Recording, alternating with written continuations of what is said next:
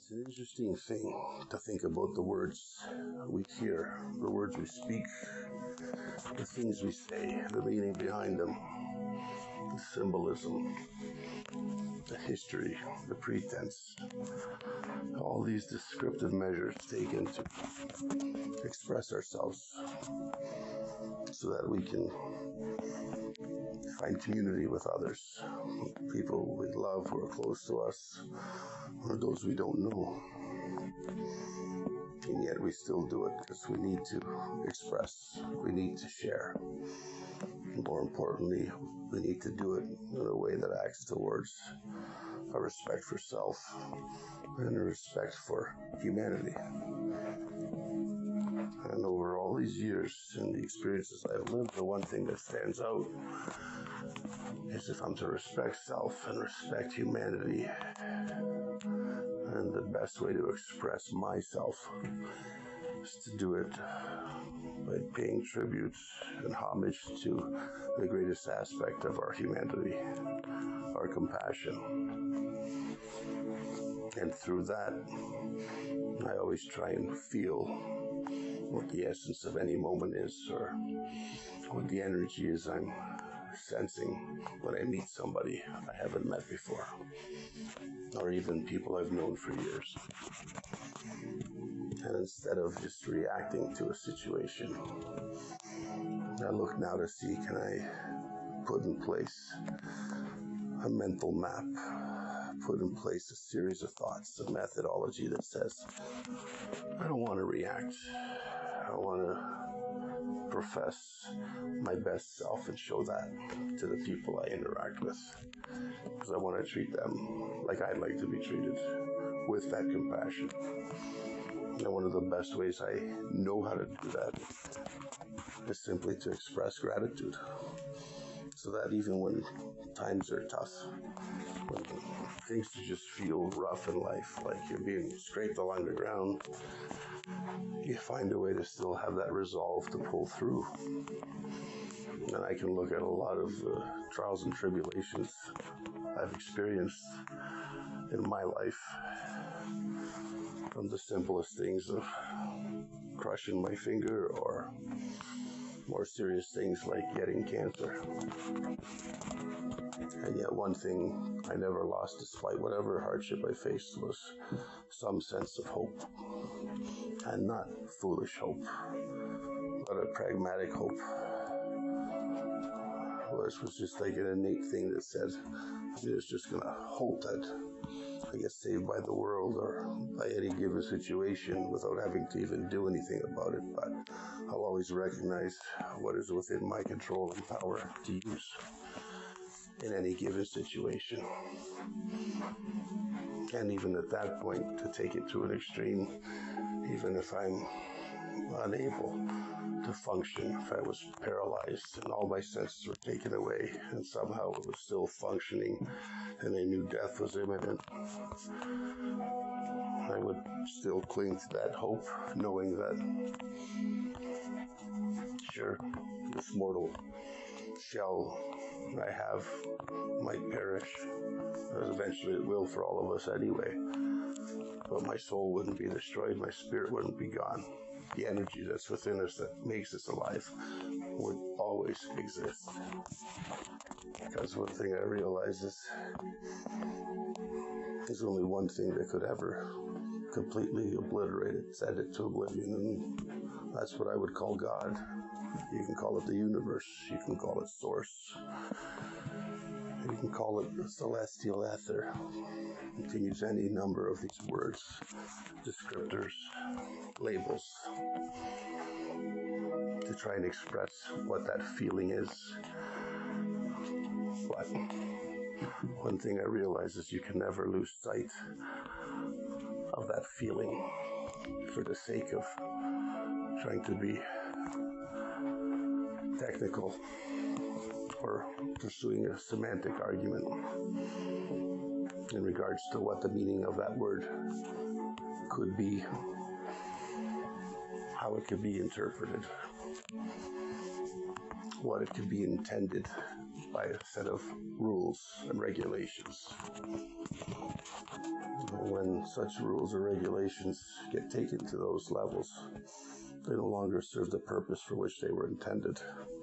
And that's where I feel like you have to look back at the words being used or manipulated, whether they're true to their meaning or being falsely represented, and always ask that question: what is the feeling that's trying to be expressed? Because regardless of ability to share or communicate with words in any language, prior to knowing it, we all know how to feel. And we lose track of what sense to make of it, of the importance of it. We're born with it innately. We grow up as children sharing it, letting our imagination soar. And as we become adults and get caught up in the daily grind of everyday life, whether it's a blessed life of abundance or whether it's a life of strife and hardship, and having not but your own two hands to function with, it's easy to get overly rational and pragmatic and start manipulating faulty logic to justify the means to an end, or simply get lost in looking at the end and saying, well, that's what it was about anyways. If there was harm or collateral damage along the way through the means that it was achieved, I can live with that and justify it. And we all can. And that means we only live in that moment of everyday life, the now that's ever here. Whether it's yesterday's tomorrow or the day before's yesterday, it doesn't matter how you spin it. Every moment is now. It's today.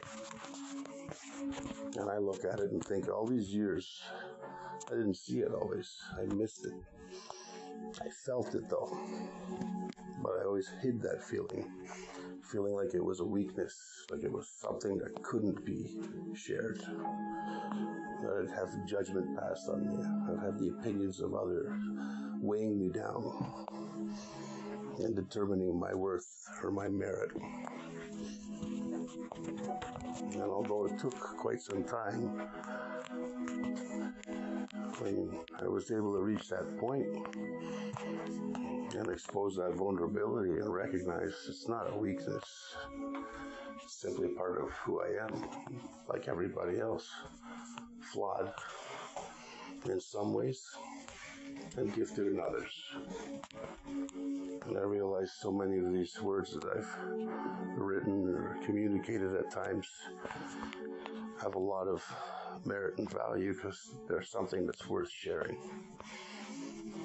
and not a value that's material, monetary, just an inherent value in that in any given moment they could be read or heard by somebody who needed to hear it. And if that's the case, then I know if they serve their purpose. And that to me is the end goal. That's the end to the means of why I'm trying to do this. I want to respect myself and share what I love to do. And then if I have a pragmatic hope about it, it's that maybe there's one other soul it could affect in a positive way, and help steer that person, even if it's just for a moment, away from the negative and the neurotic emotions that drag us down. The unfounded doubts, the fears, anxieties, the uncertainties that plague us all, and it's easy to take for granted. When we have faith even in the things we don't know, and in our own ability to be compassionate to others, we can at least look back at the end of every day and say, I did my part. I tried, and I didn't go into the day trying to bring harm. I tried to bring good. And if I made mistakes, I tried to learn from them and correct them to do better. And you can go to bed feeling a sense of solace and peace, knowing tomorrow you get to get up and do it all over again. And it's a blessing, because when you do it, the universe, source, God, will show you gratitude and bring it back to you. Every moment isn't about a frustration or about anger or fear or sorrow. It's not a problem that's holding you back. It's a problem you face because you have the ability to solve that problem. And if you respect your worth and know that it's a task that is too difficult to do on your own because of the toll it would take, then you know you can ask the people you care about and love to help you out when you need it. And sometimes not even those people. It could even be a stranger. Especially if everybody makes that effort to just keep that thing in mind that says, can I do a bit better? Can I act on my compassion? Instead of acting on something that won't do any good for me or anybody else. Thinking that way, you can spin these words of speaking in a multitude of ways. Someone else could speak it better.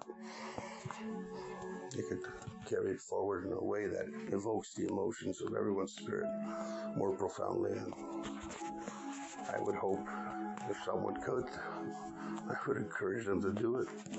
It would be a blessing to hear, to see.